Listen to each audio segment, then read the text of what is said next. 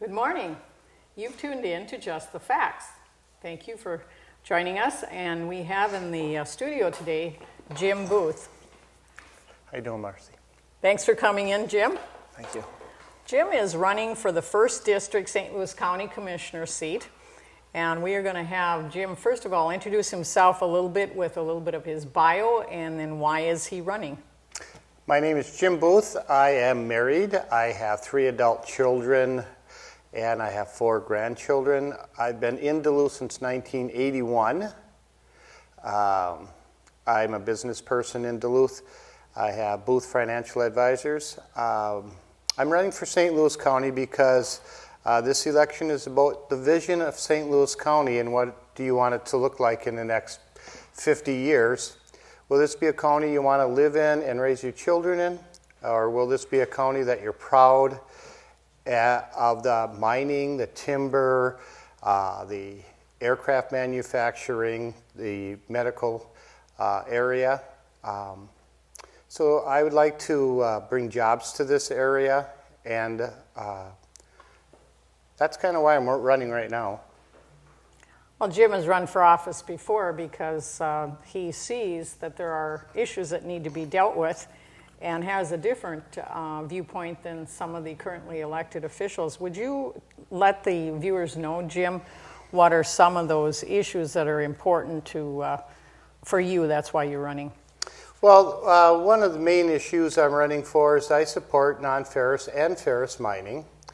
I believe that you can mine non-ferrous metals responsibly.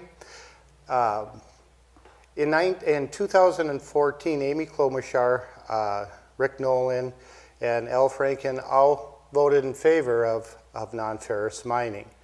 I think it can be done responsibly, and I'll be a strong advocate for Polymet and Minnesota mining as they go along. We have several agencies that are out there to protect us. We have the EPA, we have the Minnesota Department of Natural Resources, we have the Corps of Engineers. This is an entire permitting process, and if the company can pass all the permitting requirements and all the government standards, then I see no reason why they can't be doing this. That's one of the reasons. Another reason I'm running for St. Louis County Commissioner, because at this current time, St. Louis County Commission does not have a veteran on the board. And so I am an Air Force veteran of 22 years. I'm a retired Air Force veteran. And I would bring that aspect of my career to St. Louis County Board. I would enhance the board with that. I'd be a strong advocate for the veterans of St. Louis County. And I'm sure the St. Louis County Veterans Administration wouldn't mind having an advocate on the St. Louis County Commission for them.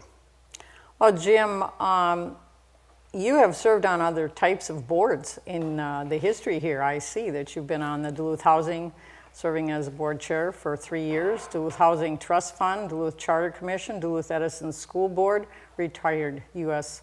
Air Force. So you've had some experience in working with people, obviously, on these boards. Would you tell us something about that service that you offered to the community? Were these volunteer service? Or? All those boards were volunteer. We got a little stipend when I was on the school board for Edison School. One of the things I brought to most of those boards is my fiscal conservatives. I really look at the funding mechanisms. I look at holding down, asking the constituents for money. I just have a really hard problem. Every time government needs money, they go back to the constituents for it.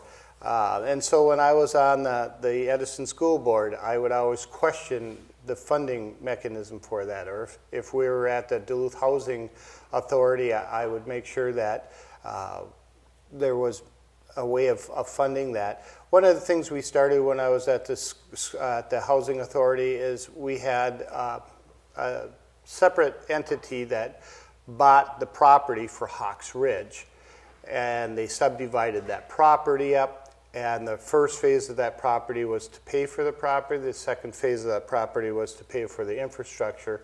The third phase of that property was to put money back into the general coffers in case the funding from the federal government ever fell short. And right now, Hawks Ridge is almost completely full. And once that's full, they'll probably, I don't know, I'm not on the housing authority, but they'll probably spin off and do another project like that. You got to look for alternative funding also if you're a government agency. You can't depend on the state or the federal government. It all depends on who's in office at the time. Okay. What other areas are you concerned about as far as being a county commissioner? A couple other areas that I'm very interested in right now is one is substance abuse and the opioid crisis in the St. Louis County. Back in 2012, we started hearing about this opioid crisis. Up until about 2012, we really didn't hear much about it. It started in 2012. By 2015, St. Louis County had the most people who died from overdoses in any county in Minnesota per capita. Goodness. That's just wrong. I mean, we have to get a handle on this. We should not have the highest, we shouldn't have any overdose deaths, let alone the highest amount of overdose deaths in the counties. I do have numbers. I won't go through the numbers, but it's amazing. There's like 200 people that are passing away from overdoses. And one of the things that I was at a meeting the other day, one of the things that I found from one of the law enforcement officers down there is what they need is some funding so that they can go after the supply. There's a whole bunch of people going after what we would call the demand. They're doing the education process, they're doing the treatment process, they're doing the process after treatment of carrying on and getting a job and becoming productive. But there's not a lot of funding to go after the bad guys. And so there was a bill down at the state of Minnesota, the House Bill 1440. House Bill 1440 was killed. And one of the reasons it was killed is because the pharmaceutical companies weren't in favor of it. And as a St. Louis County Commissioner, I would be a great advocate. I'd be talking to the press, I'd be talking to the people and letting people know that we have this bill that we need to have passed, and we need the funding, because this money would have went to help the law enforcement, the police, and the sheriff's department. This funding would have also did for education. You hear about the DARE program, and that's alcohol. You hear about non-smoking programs, but have we done a whole lot of education on opioid? You know, you don't hear a lot about that. So this bill would have had the funding in it for that too. So I work along with the other stakeholders in St. Louis County, and there's a lot of them, and to help resolve this issue that we have with opioids. Another thing that I would like to work on is the mental health issue that we have in St. Louis County. There's a huge stigma attached to having a mental illness. You can have cancer, nobody really cares. You can have Parkinson's disease, nobody cares. But if you have a mental illness, there's some stigma attached to that. And what we have to do is eliminate that stigma. So I'd be working with the stakeholders of St. Louis County to help eliminate the stigma of mental health, and that mental health becoming an okay thing. Those are kind of a couple other areas that I'd like to work with. Well, it's my understanding from somebody that I knew through our business that some of this opioid problem stems from medical treatment, and we're talking about your doctors giving people pain medications to live on, and then when those no longer work, they get into the opioids, which... Yeah, we have, in St. Louis County, I was at a meeting the other day, and they have actually 2 physicians that are on a committee.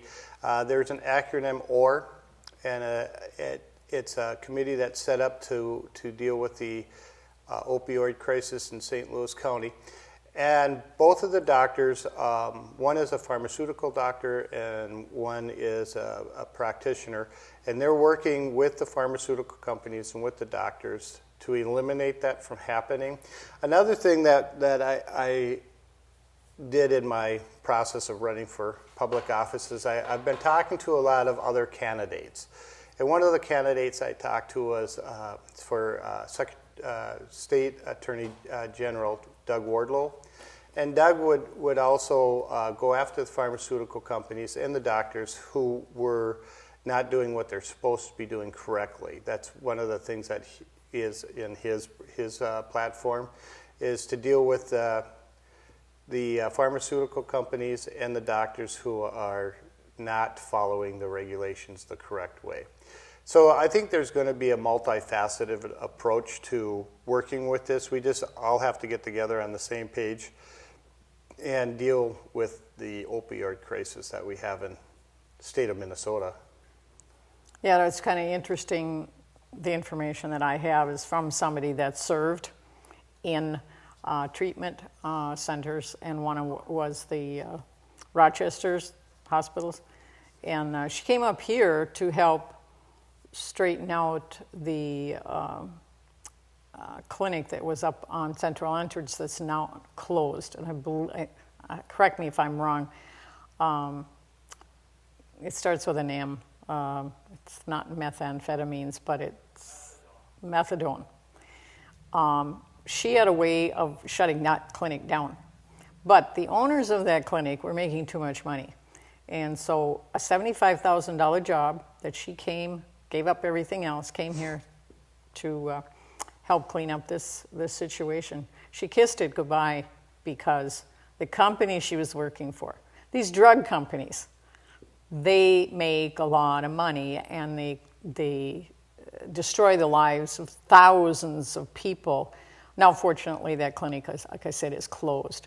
But certainly that is another aspect of this problem of drugs that we're dealing with. And these people are out there driving cars. One woman was getting her treatment down in, or her drugs from someplace in Carlton County, and she killed 2 men because she was driving her car when it was illegal for her. Is there any way to take away driver's license for these people that are on these drugs so that they don't harm other people and potentially take lives like this woman did? I have no idea. That would be a law enforcement question. I know that they are working with ClearPath is the clinic that's open now, and it has a program that's not only known well in the state of Minnesota, but it's getting national attention. Just the other day, we had a representative from the state of Oregon come up to tour the ClearPath program because it is a successful program. I know there's bad apples, and shutting down the bad apples is what you have to do. As far as individuals and driving, you have the same problems with alcohol as you do with drugs. People driving on revoked license, people driving with suspended license, people driving with no license. I don't know that there's a solution for those things, but I do know that in St. Louis County they are running some really good programs that are getting some national attention right now. Well, that's good to hear that, because that's the first that I've known about that. But yeah, there is a set of 3 more Tuesday at 11 o'clock meetings at the library that are dealing with the opioid and the mental health crisis, and they're 1 hour long, and they're put on by St. Louis County, and they're really excellent. Well, maybe more people should look into that. We had about 30 there yesterday. Oh, okay. Yeah, it was well attended yesterday. So. Well, that's good to hear that. Yeah, that was very disturbing to know that this person, most of the time, I know another person that was actually driving a user to a place up in Grand Rapids, so they were not driving themselves, but this woman happened to have taken the car, and so how tragic for 2 innocent family members leaving, families behind them to be killed by somebody who had to have these drugs, and simply because she couldn't live without the pain. I mean, she was living with too much pain, and that was the only way to do anything about it. Are there methadone clinics at all in Duluth anymore? I'm not sure. Okay. I don't think so. Narcan is for drug overdoses. I don't know what they're doing for reducing the effect of that drug on you or weaning you off that drug. So what are some of the other issues that you're interested in? Well, of course, we have budget issues. As I was saying earlier, I think that a lot of times we go back to the constituents and raise taxes. I ran for office 4 years ago, and 4 years ago they increased the levy. A couple of years ago, the St. Louis County Board voted in a 1% sales tax on gasolines for the roads. Every year since, they have increased the levy, except for the year that Pete Stauber was the president of the board. That was the only year that we had a level that didn't raise the taxes on people. I think one of the things we have to do as a county board, we have to have an audit done of the programs that we have. What programs are working? What programs are obsolete? What programs are underfunded? We have to take an accounting of all of our programs to see, where the money is being spent, if that money is being spent wisely. I'm not sure that that's been done in the past, but I know if I was St. Louis County Commissioner, that's one of the things that I would ask be done, is to have an accounting, and maybe by an outside source so that they wouldn't have any skin in the game. Of course, all of those outside looking into that kind of study costs money too, so it adds more money to the situation. Well, sometimes you got to spend money to save money. I've been told that by more than one elected official or non-elected official, as the case may be. Okay, so as a business owner, I'm going to ask you this question. Do you feel that St. Louis County is a business-friendly county? I think the county can be. I don't think the city of Duluth is. Right now, the problem with our county is regulations. And that's another thing that I would be looking at as a county commissioner, is the regulations. Some of the regulations are federal regulations that are really there's one on water, that if you have standing water, it's considered groundwater, and there's some really ridiculous regulations out there. But if the county has some regulations that are unnecessary, I think we should look at doing away with the unnecessary regulations. Right now in St. Louis County, we have several businesses that have personnel shortages, and what I hear is one of the causes of that is lack of housing for the entry-level family. Not lack of affordable housing, not lack of Section 8 housing, not lack, that's what we hear from the city all the time. But what we have is the $200,000, $150,000 home. We just don't have a inventory of that type of home that's available for people to buy. Right now in Duluth, if your home is between $150,000 and $200,000, it stays on the market about a week and it's gone. I would be looking at maybe working with some developer and see if we can build some homes. I mean, when I lived in Silver Bay back in the day, Silver Bay was a piece of property. Silver Bay did not exist. When the mining company decided that they wanted to build Babbitt and build Silver Bay, they came in with a company called John W. Galbraith, and Galbraith and Company built all the homes. The mining company owned all the homes. And you moved into a house, and the mining company subtracted the monthly payment from your check before you got your check. And that's how it was done back in the day. And I'm sure that's the same fact for Aurora and White Lakes and all the little mining towns up on the range. Because if you think about it, those people came from all over the United States to work in Silver Bay and Babbitt. I know my neighbor on my right side, they came from Wisconsin. The neighbor behind our house came from New York. Neighbor across the street, they came from Illinois. So they came from all over to work in the mines. Right now with Polymet, when Polymet mining opens up, we're going to need employees, 300 to 400 employees. Right now AAR is about 100 employees short. Right now Cirrus Aircraft is about 100 employees short.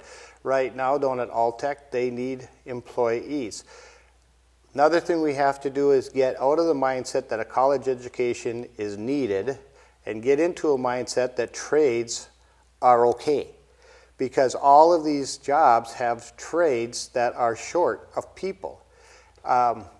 So I could go on about that. That's a little pet peeve I have, because why would you want to go to college when you really don't know what you want to do when you're 18 years old and graduate with a degree at 22 years old for underwater basket weaving and you have a $50,000, $100,000 debt, when you could go into the trades, they'll train you, you get out, you're getting paid $25 to $30 an hour, you have no debt, you have full benefits, you got a nice house, you got a couple of cars. I just don't understand why people want to do that. Unless you're focused and you know you want to become whatever. My daughters, one has 2 master's degrees as a school counselor. One is in business down in the cities, but my son took another course. He's a mental health professional, and he had 6,000 hours in a mental health profession to become a mental health professional. He doesn't have any debt from college because he never went to college. He went a different route. So I think that we have to look at getting the word out to the high school kids that there are alternatives and good jobs, good paying jobs, good dignified jobs without going to college. Without getting too far into the direction of the education system, because you very well know I monitored it for many years, there are virtually no trades taught in the schools anymore, unlike when I grew up, when there was shop for the boys. Now, for a while, in some schools that kept those things, there is shop for the girls.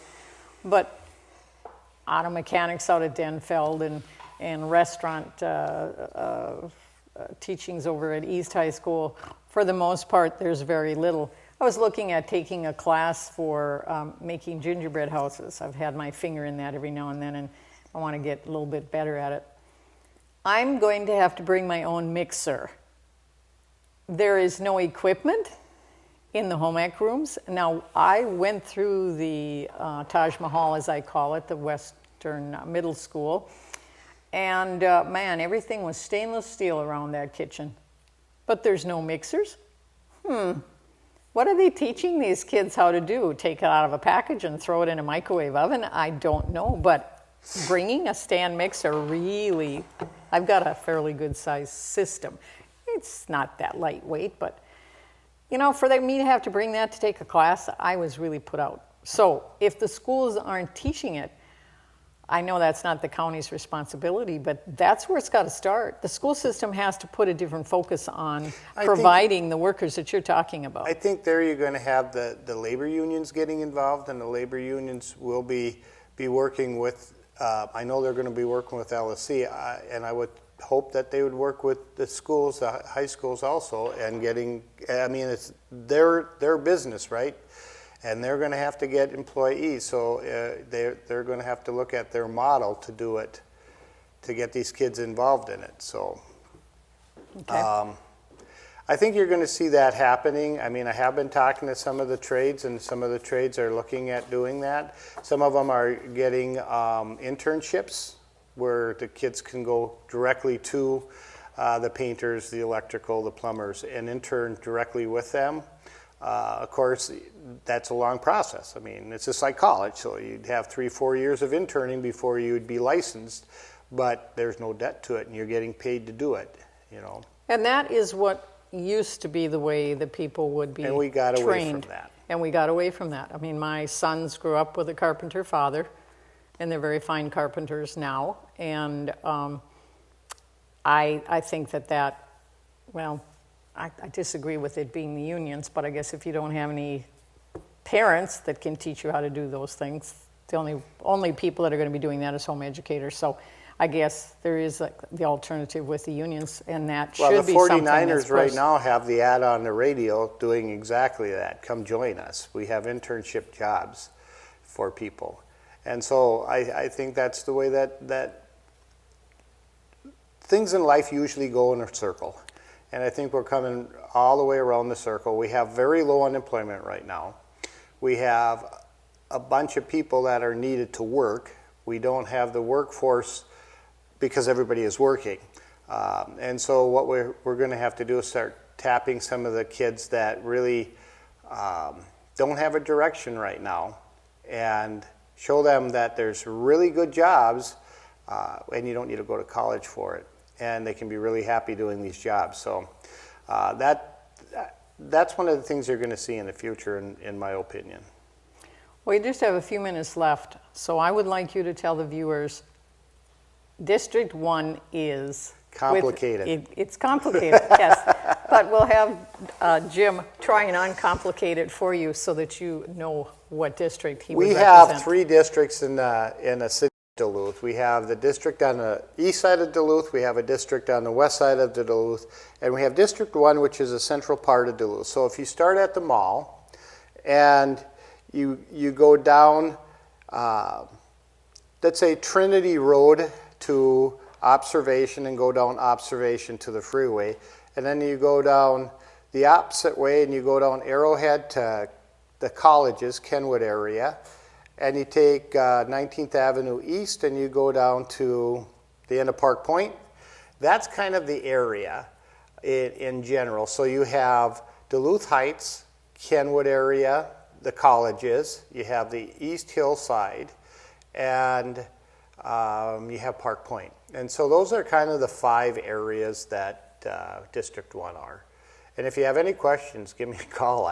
I'll tell you if you're in our district or not. But you can also go to the state website and you can see what precinct and what district you're in. So you can go and vote. If you're not registered to vote, I would ask you to get registered to vote. And I'd ask you to vote on November the 6th. Okay, Jim. And when you think about voting coming up, getting informed by finding out from the candidate, not from newspapers or just ads, but finding out from the candidate themselves what they stand for. I'm going to give you a website to check out.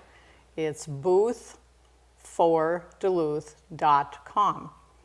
That's BOOTHFORDULUTH.com. And you can check out other information that Jim has on there. Really appreciate you coming in today, Jim, and I wish you the best November 6th. Thank you very much. Appreciate it.